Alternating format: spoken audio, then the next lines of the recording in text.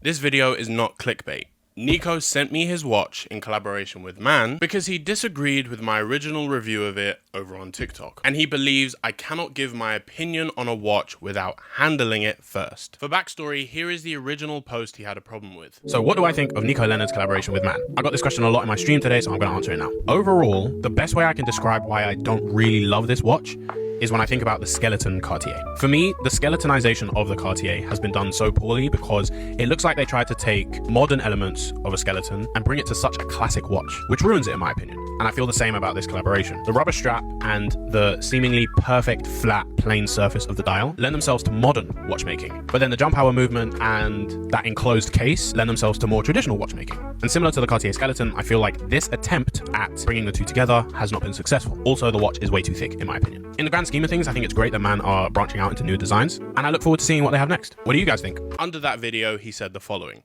"How can you judge the watch on thickness if you have never seen the watch?" In response, I said, "I have not seen it in person, but I'm speaking more about its bulky shape more than its measurements. I've also seen videos of it on many wrists." He said, I see you are loving the PRX. It's about 15% thinner, and a PRX is 30% thinner than a Submariner. You cannot judge from photos, simple as. First of all, Nico, I could do whatever I want. I am not the first and I will not be the last to review that watch or any other watch, even though I haven't held it in my hand. Next to get out of the way is a misunderstanding I didn't think you would have about what I said. I didn't mean, and I didn't say this in the video, but I said it in my response comment, to which you have now responded again. I'm not talking about just the thickness. I'm talking about the boxy shape of your watch that I am not a fan of. Yes, the PRX is thicker, but it has an overall more uniform and sleek design and feel. Whereas your watch is more boxy. And that's what I said in my comment. For example, this Bell & Ross is 10.6 millimeters thick. My Grand Seiko has 12.5 millimeters of thickness, but it is sleeker. It is more sleek, thin-ish looking. Whereas this has a boxy shape that I am not a fan of.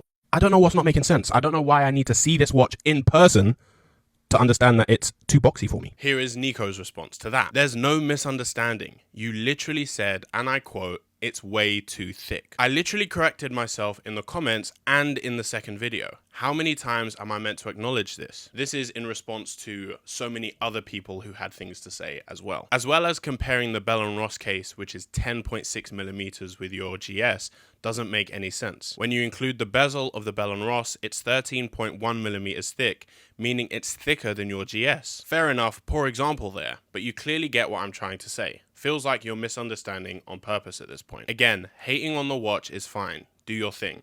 However, when you haven't held the watch or haven't had it on your wrist, you cannot judge the thickness. Hate is a strong word, Nico. I literally said it wasn't for me. With all the comments you get about other problematic aspects of this release, I feel like I was very professional with my video. I hope you're in other people's comments with this energy, or am I just an easy target? It's very easy. If you want to review the watch, just ask. I'll get you one sent. If you hate the watch after that, your judgment is deemed valid. I will set aside until later in the video all the things that other people had to say in the comment section. But for now, let's focus on me and Nico. After this exchange, we spoke in the DMs, and here is the watch, or watches. I think he sent me multiple. On camera now, you will see my live, real reaction to the watch, the opinions I have that are the same, and the opinions I have that have changed. And finally, what I think is most important in this video, answering the question, can you review a watch without handling it first? Let's begin. Okay, I don't think there's anything else in there. Here we are. As far as I can remember, Nico said he has worn these. Now here is my unfiltered reaction to not the watch, because I've seen so many videos of it already, but the thickness of the watch.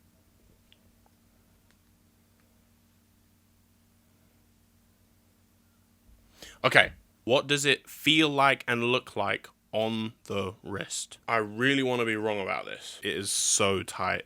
It doesn't fit at all, but yeah, even squished onto my wrist, I do not feel different. This proportionately is too thick. It's too boxy. Again, on the screen now, I will showcase the opposite of what this is, and it should make sense. I do not hate this watch. I rated it a 6.8 in the original video. I'm sorry, but a 7 is a very good score. I do like the design. There are just one or two issues I had with it. I still feel like it's too thick proportionately, but that doesn't take away from what Nico has achieved here. And I hope that me staying true and honest has at least earned his respect, although I still have this negative thing to say about his watch. He sent me the white and red as well as the black. I think the green is the best. While if given the choice, I would probably buy black because it would go with everything, the green is my favorite color. I do like the hue. I do like the matching of the bracelet and the dial. I do like the weight to it. It does add a sense of expense in a way. But for the most part, my opinions on this watch are exactly the same. I would give it the same rating, and none of my opinions in the original video have changed. Just a quick pause in the video to speak to Nico directly. Thank you. I said it already, but I must say it publicly. Thank you so much for sending me these watches. You really have been super stand-up in sending these watches and allowing me to speak freely on it. I truly, truly appreciate it. Now on to the comment sections. Making enemies with other creators and your audience. Great way to grow a channel. I get asked a lot for tips on creating content and creating content in the watch space, and I have the same advice for everyone. Be yourself, whether other people like it or not. At the end of the day, Nico has haters and he has fans, just like every other creator in the space. I cannot tell you exactly what will work for you as a content creator, but I can tell you that what won't work is taking on the opinions of others that you don't actually agree with.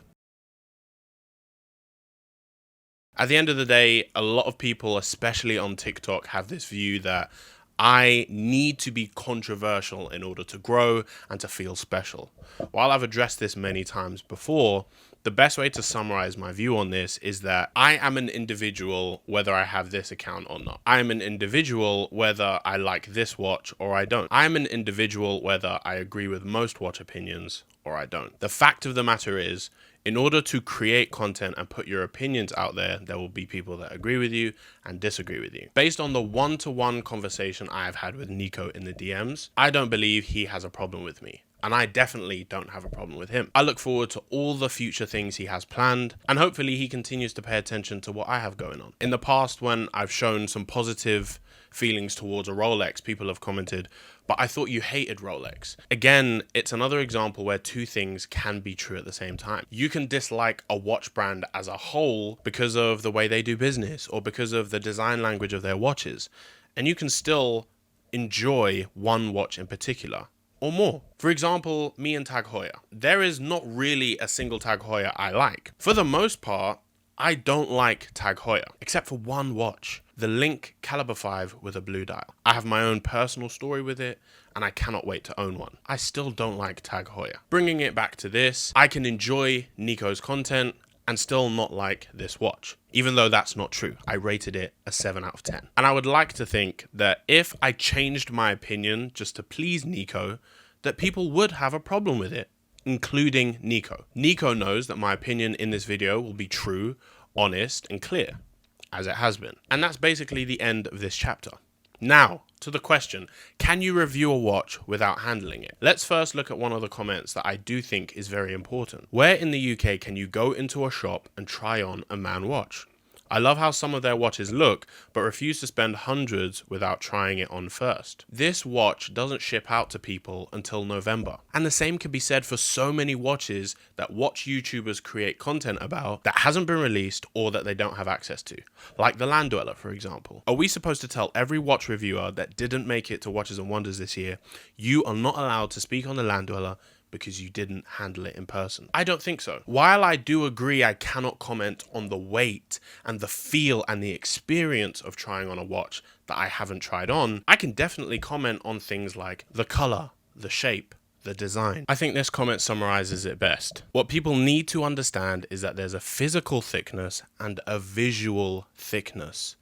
A 13mm watch can look just as thick as a 10mm watch on the wrist with smart case design. So to conclude, I enjoy this watch. I would still wear it, but my views on its thick visual appearance are the same. And then to the bigger question about whether or not people can review watches they haven't seen, I still feel the same. I think you can speak on most aspects of the watch that you are looking at and talking about, even if you haven't seen it in person. I just think the only things you cannot speak on are things that you couldn't possibly comprehend unless you could see the watch in person, or without having seen macro shots or close-up videos of the the watch. For example, I could not possibly speak on the level of finishing of this watch because all of the videos I had seen of it were taken on an iPhone from afar. I cannot speak on how it feels on the wrist because I hadn't felt it on the wrist. That concludes this video. Let me know what you think in the comments. If you enjoyed the video, hit the like button. And if you want to see more of my stuff, YouTube thinks this video is perfect for you.